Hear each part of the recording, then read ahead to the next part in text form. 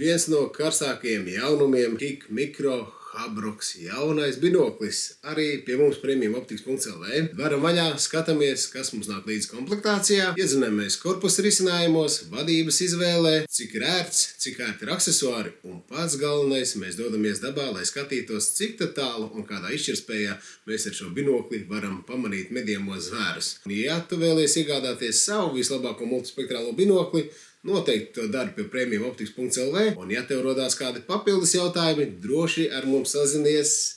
Mēs tev ieteiksim vislabāko tavām medībām.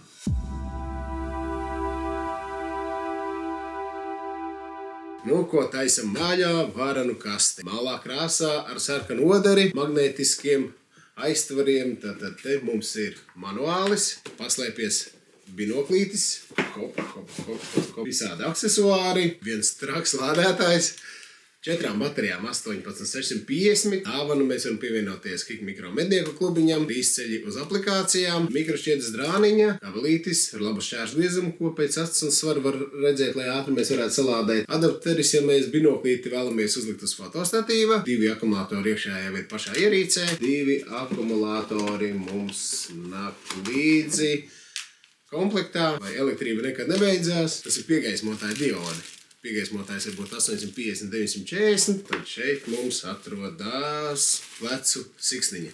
Kā redzat, šim binoklim komplektā nenāk līdzi čehols. Patiesībā šim binoklim ir pārsteidzoši laba cena - 1600 eiro. Nu, droši vien tad ir pareiķināts, ka čeholim jāpiedomā pašiem. Liekam aksesuārus atpakaļ kastītē un skatāmies, kāds tad ir šis binoklis un cik ērti viņš ir lietojams un kāda ir tā specifikācija.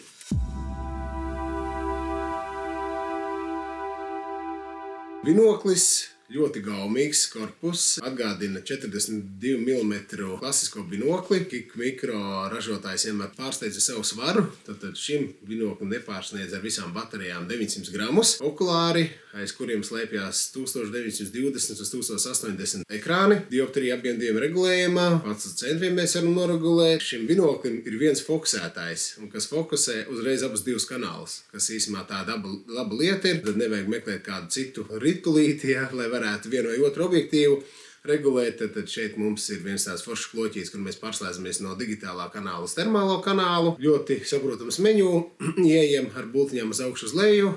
Te mēs varam izmērīt attālumu. Šeit mums ir iespēja ierakstīt foto vai video, un te mēs ierīci ieslēdzam. Piegaismotāju mēs varam noskruvēt piegaismotāju diodu nost un izvēlēties sev tīkamāko 940 nanometru vai 850, kas ir forši, kad ir ap divi līdz komplektā. Nu, tad tālākām distancēm noteikti 850, tuvākām, lai zvēri nebaidītos, 940. Okulāra vāciņi. Par šito mēs droši vien parunāsim, tā, ka mēs būsim iztestējuši dabā, cik viņi ērti un cik mums viņi patika tumsā. Šeit mums ir 25 mm objektīvs ar 256 sensoru un 12 mikronu pikseli izmēru, ar ko ražotājs garantē, ka mums vajadzētu pamanīt briežu izmēra objektu uz 1,200 km attālumu. Un šeit attiecīgi mums ir 60 mm fokusa attālums ar 2,2 F faktoru, un šeit mums slēpjās 4K izšķirtspēja digitāliem kanālam. Šitien te mums ir baterija vāciņi. Hop! Labi, pa vienam. Attaisam vaļā, izvakalam ārā akumulātoru, ieliekam atpakaļ un aiztaisam cieti. Ja tā godīgi, man šis atgādina ļoti Link sērijas monoklīšus, jo tur ir tieši tāda pati princips, ja? Tad noņemot vāciņu, aiz siksniņas slēpjās akumulātors, ja?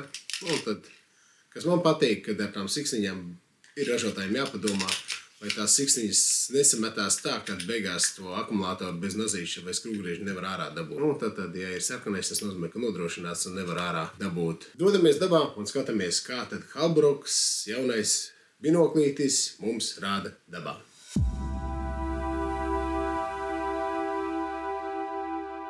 Nu, esam atpakaļ no kārtējā testa. Izmēģinājuši Habroka binokli, iztaustīja pogas, izmēģināja jaunos slēdžus, fokusēšanu. Kāds tos viedoklis? Nu, ja tā godīgi, tiešām ļoti patīk. Tiešām ļoti patīk. Nu, pirmkārtām, man patīk, kad es paskatos korpus, ka viņš ir tiešām rūpīgi nostrādāts, un tad līdz visiem sīkumiem tu uzrakstīs termālais kanāls, digitālais kanāls. Nu, viena lieta ir ļoti svarīga tās ierīces testēt tumsā, kad tu neko neredzi, un tev intuitīvi viņi jāuztver. Un, teiksim, šīs ir ar iznesumu lielas pogas, un viņām, kas ir forši, tiešām sajūt, ka viņas nospied. Tur neņurkājās nekas garām. Tu ņemot vērā to, kas habroku mēs jau esam testējuši iepriekš, arī lielo habroku binokli, tā kā, jau bišķiņ pierasts ir, un tu jau saproti, ko darīt. Ļoti atjautīgs objektīva asums. Testējām, skatījāmies, vai ar abiem kanāliem var notestēt līdz vienādam fokusa attālumam. Patiesībā tas ļoti tuvu, varbūt pat precīzi tuvu. Tu vari ātri pārslēgties no dienas uz nakti. Man viņš tiešām patika. Vēl viena lieta, protams, ļoti daudz visādas diskusijas ir bijušas par to, kādam jābūt multispektrāliem binoklim. Es kādreiz uzskatīju to, vēl joprojām uzskatu, ka tur jābūt visam pa maksimumu. Lielākā lēca, lielākais sensors termālajiem un tieši tās pats arī digitālajiem. Jo, ja tu ej medīt trofeju, un citi, teiksim, kam varbūt nav laika tik daudz ieguldīties tur savas mednieku saimniecības attīstībā, pērk varbūt arī trofeju medības, un tad tas ir ļoti liels palīgs, lai tu tiešām varētu izvēlēties un saprast, ko tu medī. Šeit es teikšu tā, kad nostrādāja tas, ko visu laiku Rainers saka, zini, kā to termālo vajag tikai pamanīšaniem, pēc tam jau to digitālo tiek galā.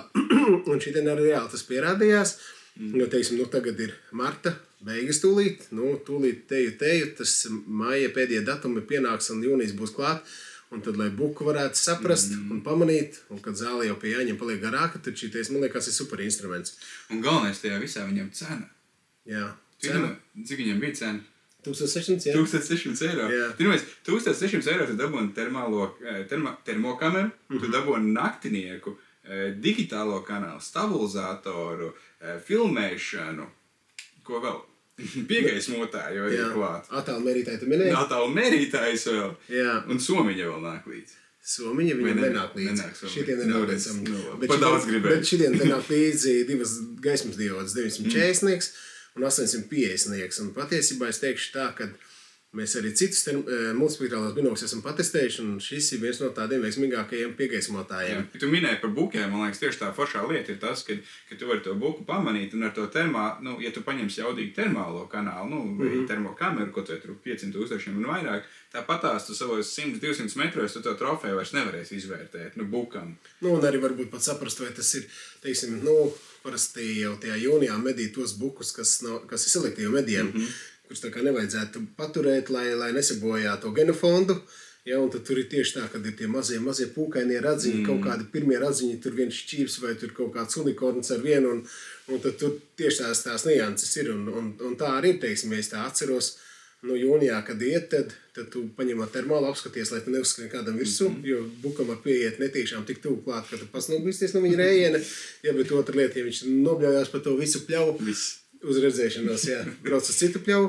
Tā ir viena lieta, otra lieta. Man patīk uz buku iet agri no rīta, tumsiņā vēl, un paliek ar vien gaišāks, un tad tā migla ir līdz 9 rītā reizēm ir intensīva, un tad to termālo vajag, un pats galvenais, ka tu ieraugi, un tev varbūt nav laika, ja viņš jau piecēlēs, jau tev ir ieraudzījis, jā.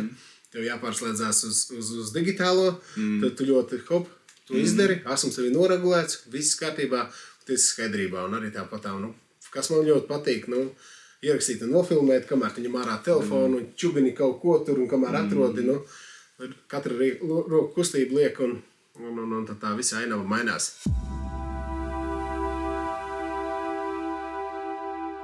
Ko tad skatāmies no 50 līdz 300 metriem, gan termālo bildi, gan dienas bildi, gan arī nakts bildi. Un tad mēģinām saprast, vai ir vērts šādu binokli tev iegādāties vai nav. Sākam no dienas uz tumsu, bet arī te mums bija tās koncepts, atceros, ka mēs gājām no 300 metriem tuvāk. Parasti gājām no 50 atkāpāmies nakts bildē. Nakts bildē, jā. Tad mēs tuvāk, un tad ejot tuvāk arī vien palika sliktāk laikapstākļi. Migla lielāka bija, bet aiziet, tad sākam skatāmies. 50 metri, dienas bilde. Tas brīnišķīgi. ir no rokām filmēts. Jā. 5,5 reizes tas stabilizācija. Jā. Brīnišķīgi. No rokām stāv šitā te. Brīnišķīgi. Nav statīva virsū. Te viss ir absolūti skaidrs. Ja es aizmirstu nofilmēt, un es aizskrēju bez statīva apakaļ uz 50 metriem un no rokām nofilmēt.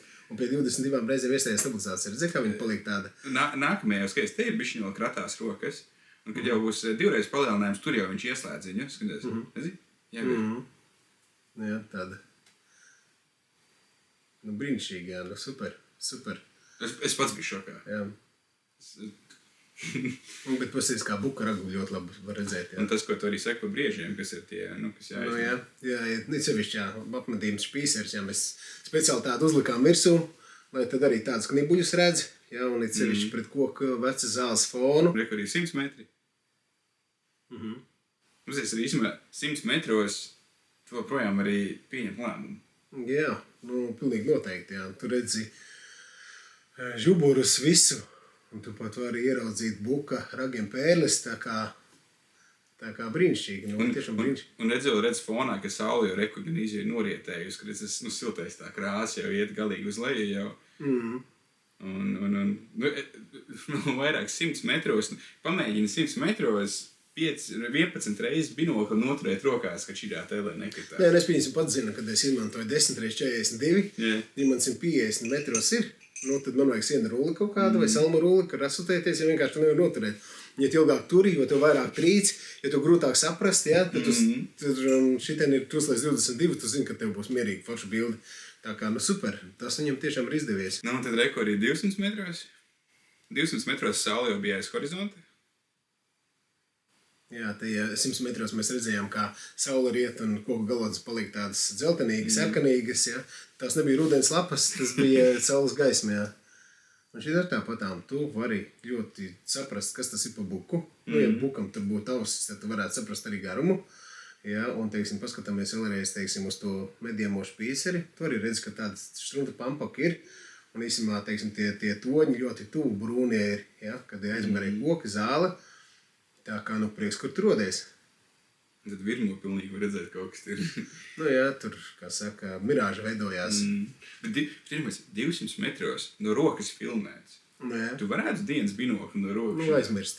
Aizmirst nekādā gadījumā. Mums ir nespēja, kā viņam tā stabilizācija tur strādā, ka tu baigi pat neredzi, ka viņš tev ir stabilizēts. Vienīgais, ka tu stāvi, tu jūti, kā tu pats tev viņš šūpojies, bet...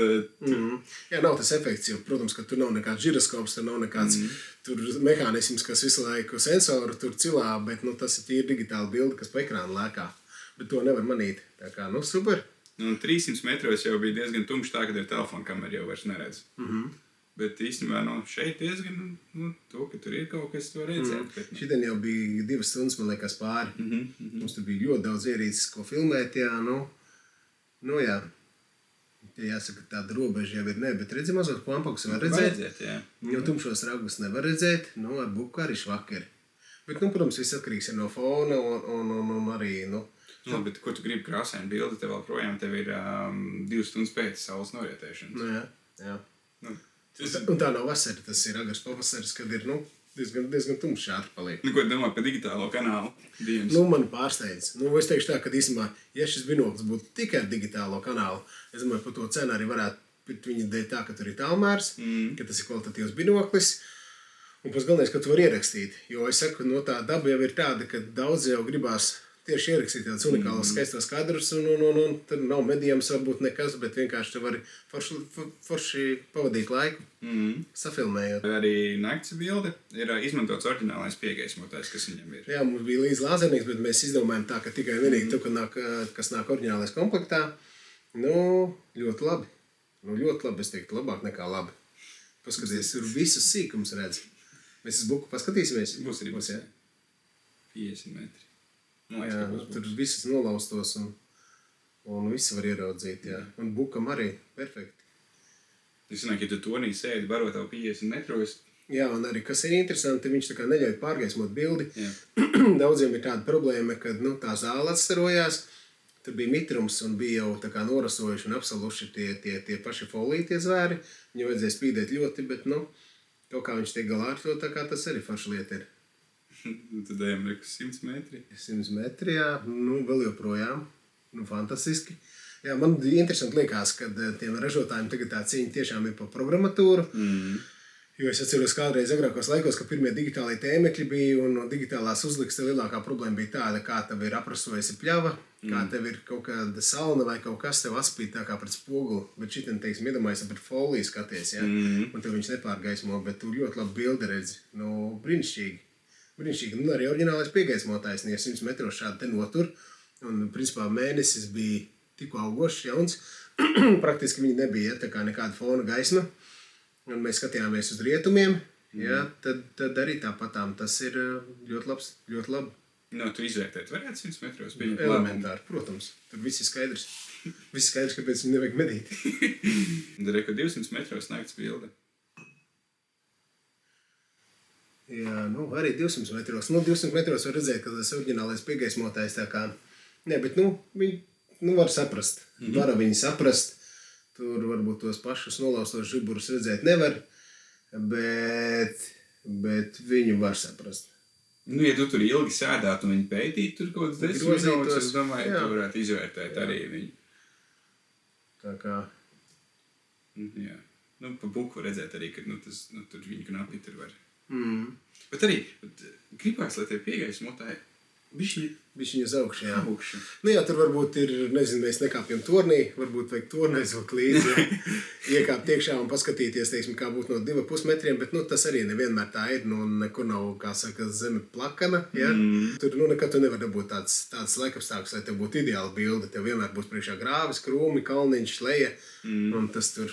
Bet mēs sanāk kaut kādu metru esam tāpat augstāk, man liekas, no zemes. Jā. 200, 300 metri. Un 300 metri jau bija tāds, ka, Jā, viss finišs. Nē, var redzēt trofeju, tā ir labā lieta, ja? Var redzēt, ka, teiksim, tas piegaismotājs koncentrējās vairāk uz pašu to apakšējo daļu, ja? Tad šodien te toči prasījās tur, ja viņi varētu tā kā nofokusēt, pacelt uz augšu, tad tā būtu baigi labā lieta, jā. Kā tā dioda nevar redzēt, kā viņi tur stāv, bet tas tās moments. Bet var pamanīt, teiksim, ja tev ietu, tad tu redzētu. Vēl labā lieta, ka tev tas termālais kanāls ir. Bet arī tas, ko pateikt tur priekšā. Bet arī reķinēs, ja tu aizies kaut tādā bauri sezonā, 300 metros jau diezgan liela distance tā ir, man liekas. Jā, 200 metros arī ir. Pamēģini, teiksim, naktī briedim, ja kaut kā pamainīties, ejot viņam garām, vai viņš tev iet garām, teiksim, ka te ir stodi, ja tas briedis tevi atšifrē ļoti ātri, ja, tad tā ir liela distance, tā kā. Un arī visbeidzot arī tā šaušanas distance naktī. Tas arī ir liela, teiksim. Protams, ja tev ir lauks, tad 10 hektāri, nav, kur viņam pamukt un aizmukt, bet ja tu esi kaut kādā meža ielokā, tad tur ir, kā sauc to asinspēdu suņu grupu, Hunseife. Zvans Hunseife uzreiz. Bet arī interesants, es domāju, ka parasti ir tie, kas filmē, man liekas, tos video klipus tieši briežu trofejas un tālāk. Viņi jau tāpatās tālāk par kādiem 100 metriem nav, man liekas, no tā brieda. Viņi parasti kaut kādas 100-200 metri tajā distancē atrodas, vai tu ne? Jā. Tur var uzdot. Protams, ja dienā filmē vai no rīta un teleobjektīvs ir, ka ir fokus attālums, tur es nezinu, metrs. Jā, tur ir kaut kāda Maksūtava teleskopu galā, tāda ir cita lieta, jā, bet, teiksim, tāds, lai tas būtu rokas instruments bez statīva un bez kaut kā, jā, tad tas ir. Un arī īstenībā, jā, es taisnīgi, ko tu minēji, ka šis ir naktī pilnīgā tumsā filmēts, viņi ar savām kamerām vairs nevar to izdarīt. Jā, un tā tumsa ir tāda, lai zinātu, ka tu neredzi pat pogas. Tev vienkārši, lai tu saprastu, kuru modeli tu rokās tur, tev jāslēdz lukturītes. Tāda tumsa tā ir, jā. Ko tu domā par nakts bildi viņiem no 50 līdz 300 metriem? Es uzskatu ļoti labi. Man tā šķiet, ka vispār, ja tu neliec kaut kādu lāzeru super piegaismotāju, jau vienmēr jāatcerās tā digitālā nakts bilde, viss atkarīgs no piegaismotāja.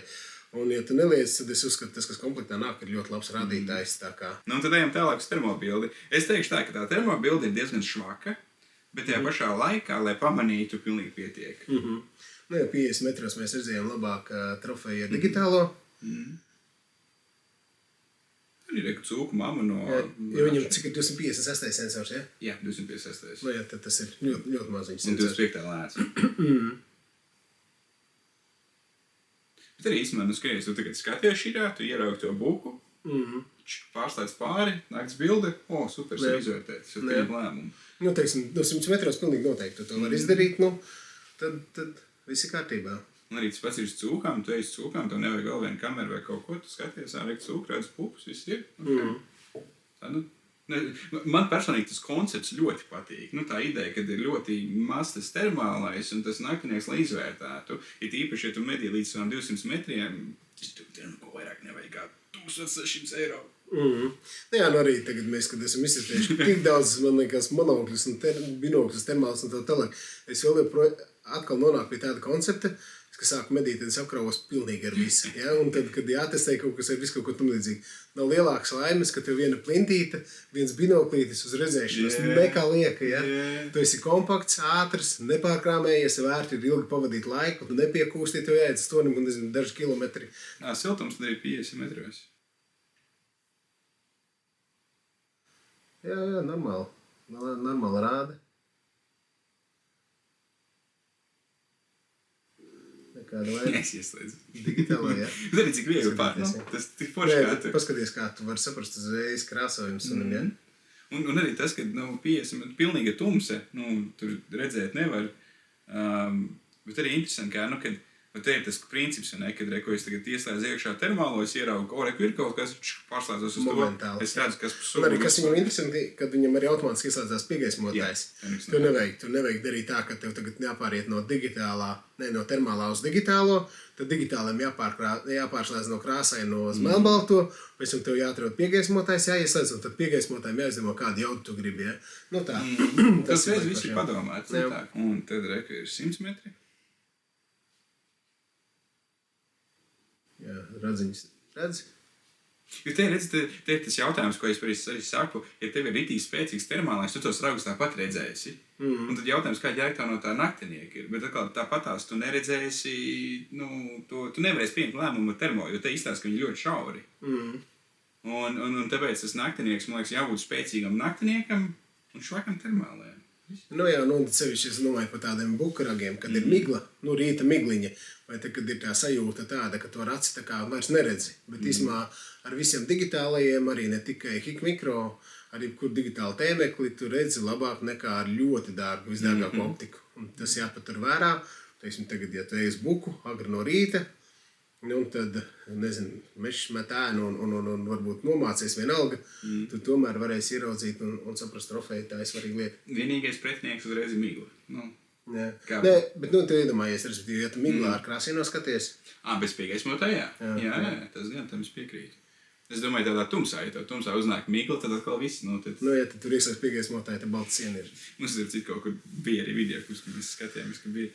Jā, labi saprast. No 256. sensora 25. lēcas, tur nevajag nekādu kosmosu gaidīt, ja. Teiksim, tur parasti tāda termokamera maksā zem 1000 eiro. Ja, tā. Tā kā tādā veidā, jā. Bet digitālais 100 metri, jā? 100 metri, pilnīgi tums. Jā, tu tur, teiksim, redzi tā, tu varētu domāt par lapsa. Te var saprast, ka tas ir suns, un sunim pat krāsojumu var saprast. Es arī, atkal tāpat tā situācija, to atšķir, bet kurš suns. Jā. Tev gribās vairāk informāciju, paņem sviriņu pārslēdz pāri, es redzu visu. Momentāli, jā. Kur 200 metri arī. Jā, tad 200 metros tā trofeja jau atmetās. Izskatās, jā, tad briežu bulim, tā kā neredz ragas vairāk. Bet, sieventiņi bišķiņi var pamanīt, pa lapsu un apsi, tad lapsai aksti redz. Tā kā. Jā, bet atkal, ja tev jāpamana, ka tur ir kaut kāds mazs plēsējs skrien, tu pamani, pārslēdz pāri. Jā. Tas pats ir šajā gadījumā ieraugu briežu, pārslēdz. Man jau tikai konstatēt vajag. Nē, mēs pirms skatīsimies uz 200 metriem suņus, teiksim, jakterieris, labs izmērs sunītis, ja. Tad redzēs, kā viņas siltumu pamana. Jo te jāsaprot, kad arī viss atdziest un konstanta temperatūra var būt ļoti tuvu tam.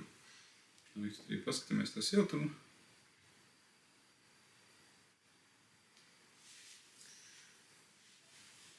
Tev ir švaki. Ļoti švaki, jā. Suņi izskatās tā kā alo zīmējumos. Jā. Man tur vajadzēs šķēpu vēl, ne?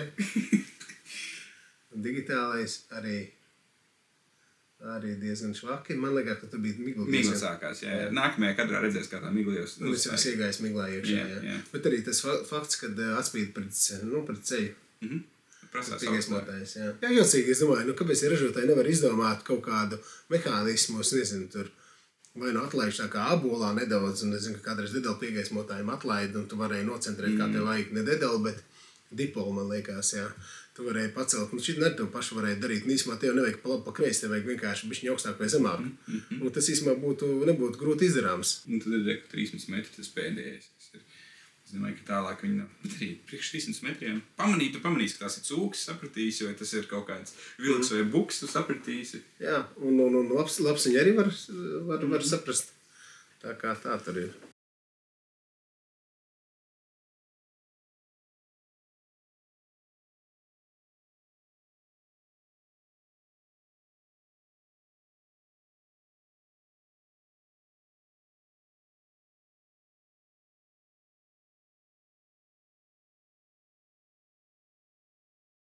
Labs redz, ļoti labi.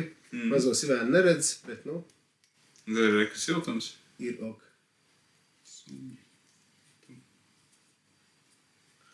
Jā, tur nojaušams skaidrs, saprotams, ka tas ir cilvēks.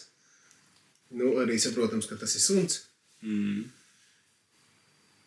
kur otrs suns grāvī, laikam ielīd, ja? Viens aiz otru ir izvēl. Viens aiz otru, ja? 2 vienā.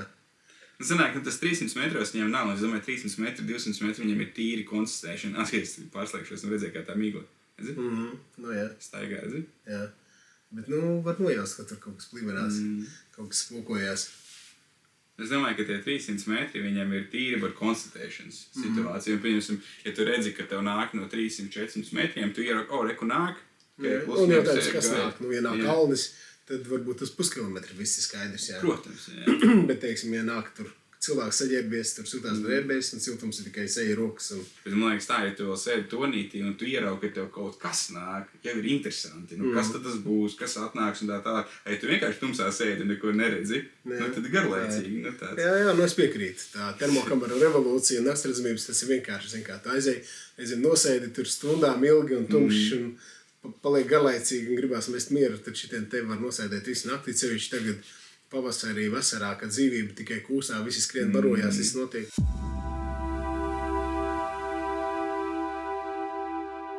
Ko, Ester, esam izgājuši cauri gan visiem kanāliem, gan pogām, gan izmēģinājuši ierīci, gan pateikuši savus viedokļus. Kāds ir tavs gala secinājums? Ir vērts pirkt viņu 1600 eiro vai nav? Ja tu man uzdod to jautājumu sadalīt 2 daļās, vai ir vērts viņu pirkt, es teiktu jā, un ja par 1600 pilnīgi noteikti. Pilnīgi noteikti. Bet pats galvenais pie premiumoptics.lv. Jā, lai mēs varētu veidot vēl šādus testus un apskatīties tiešām, vai tās produkcija ir kvalitatīva, vai tiešām ir vērts viņu izmantot. Un es par šito binokli teiktu, un savus viedokļu, man viņš pārsteidz. Pa to cenu. Ir jau forši izdomāt nenormālākās pogas. Tur pieskaries šitai pogai, tur redzi, tiešsaisti no Las Vegasas, vai tur, pagriež šito pogu, tev pēkšņi tur, neona krāsās viss un tā tālāk. Medniekam patiesībā tas nav vajadzīgs. Medniekam vajadzīgas normālas pogas, ar ko tu vari strādāt, kad ir ziemā augsts, kad nosalst pirksti, kad pirkstī ir varbūt netīri izveidināts, varbūt medījums, cimda nav līdzi vai kaut kas. Tad tas ir ļoti, ļoti svarīgā lieta. Nevajag pārspīlēt. Tas ir mans ieteikums. Otra lieta, teiksim, lai tu varētu izmantot to multispektrālo binokli veiksmīgi, lai tu vari ātri pārslēgties, ja, teiksim, precīzi buka gadījums, teiksim, agri no rīta, kad tu ar viņu var dabūt krāsainu digitālu bildi, labāk nekā redzi ar aci. Pārslēdzies momentāli, tu esi uz vietas, ja. Tā ir foršā lieta. Protams, ja izdodās, kad ar vienu rullīti tu noregulē abiem objektīviem asumu, tas arī ir super. Man bišķiņ, es teikšu nekā godīgi, man tas rullītis bišķiņ nepatika. Viņam brīvkstība ir. Bišķiņ, jā? Jā. Okay. Man tas tāds bišķi kaitināja, bet tas nekādu laiku tu piešaujies un ir ok. Tas sākā kaut kādiem veciem 4x4 džipiem, zini, kad viņam jau tur tā bišķiņ hadeni visi izjāt un tā tālāk, ka tu saslēdz 4x4, tad ir luftīti bišķi vairāk, ja? Šeit sanāk divi sensori jābūt ir papakaļ. Bet labi, droši vien es esmu par to. Vienkārši tāds mehānisms, kāds tas ir, tā tas arī ir, jā. Diemžēl baterijas mums neiziedās pa nakti. Jā. Es ļoti to gaidīju, lai mēs varētu paņemt un savainīt baterijas. Bet es teiktu, ka beigās čakars. To gan viņu reiz domāt. Bet tā godīgi tieši tāpatām kā Link. Jā, tieši tas pats stāsts, jā. Es vienkārši domāju, čakarīgi, tev 2 jānomaina, tu jāapgriež kaut kur jāapsēžās klēpī, rokās tu beigti to neizdarīsi. Nē, man liekas, vispār tas baterijas stāsts ir ļoti vienkārši. Ir jāpadomā par ieroci, kā ieroci mainās aptveri. Respektīvi, kādreiz agrākos laikos, pieņems, es nezinu, kaut kāds SKS, pusautomāts, kaut kas tam līdzīgs attaisi vāciņu, bāz iekšā munīciju. Tagad visiem ir tā, ka tev aptveri izņemās ārā, tā kā baterija, ja? Tas ir mans vislabākais ieteikums. Šitien, kuriem ir 18, 650 elementi, nezinu, kā no pusautomāta bises, ja? Pārvaldē čik. Bet tā ideja arī, ko tu saki, iedomājies, ja tie ir tāds, tā pati ideja, kas tur ir iekšā, tas stiprinājums, ne? Kas ir šis tas korpus.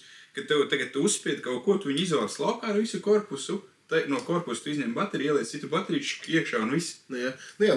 Paskaties, teiksim, šitiem sanāk, tas veidojums ir tāds, kad ir, izskatās, ka tas viss elements ir tā kā viena, Ja tu neieliks atpakaļ, kamēr tu nepagriezīs to sarkano apakaļ. Okay. Ir čakarīgi, tas gan ir čakarīgi. Jā, iedomājies, ka respektīvi, tu izņem 18650 elementu, tā kā ar visu aptveri. Jā. Un tu varbūt turpat vari paredzēt CT plādēšanu, un tad nav jādod līdz tā kastīti. Tā. Jā, un ja tev gadījumā tas 18650 pēc 2 gadiem sāk niķoties un viņa kapacitāte beidzās, tu viņu apmaini, tas ir viss. Bet tev nav šitās te, ka tev ir vāciņš jānoņem, jāizvelk ārā. Čakars, tas ir tāds, bet šitais nav trakākais gadījums, mēs esam redzējuši trakākus. Ja tu domā, vai šis binoklis ir piemērots tev, vai to vajag iegādāties, mans personīgais viedoklis būtu, ka vajag, jo viņš ir lēts un labs, bet, ja tu gribi uzzināt, vai šis ir piemērots, vai varbūt kaut kas dārgāks no kāda cita ražotāja, vai varbūt cits vispār kaut kāda termokamera, nevis binoklis, sazinies ar mums, sazinies ar viesturu, viesturs tev izstāstīs visus plusus un mīnusus. Jā, un klausies, Reneri, bet tu gribētu tādu iegādāties? Ja tā godīgi, es vēl vakardien, es teicu, ka es vakardien iedevu draudzenei rokās arī paskatīties, un viņi paņem, viņi saka, viņš reāli liekas tāds, dārgs produkts. Un tad tu, zinot to, ka tie multispektriāli binokli parasti maksā tur 4, 5, 6 tūkstoši, tad šajā gadījumā tu pasaki, ka 1600 tu liekas tikai. Jā. Okay. Tas ir daudz. Bet reizē, tu gribētu pats nopirkt šādi, ja? Es domāju, ka jā. Bet, Rainer, kur tev viņš jānopērk no kurienes? No Premium Optics. Kā tad es varēšu zināt, vai tas ir piemērots man vai nav? Jā, tieši tā kā sakojiet Rainer piemēram, jo, ja Rainers gribēs iegādāties šo binokli, viņš noteikti to darīs no premiumoptics.lv. Padalies ar šo video, raksti komentāros un pats galvenais sazinies ar mums un izvēlies vislabāko ierīci tavām medībām.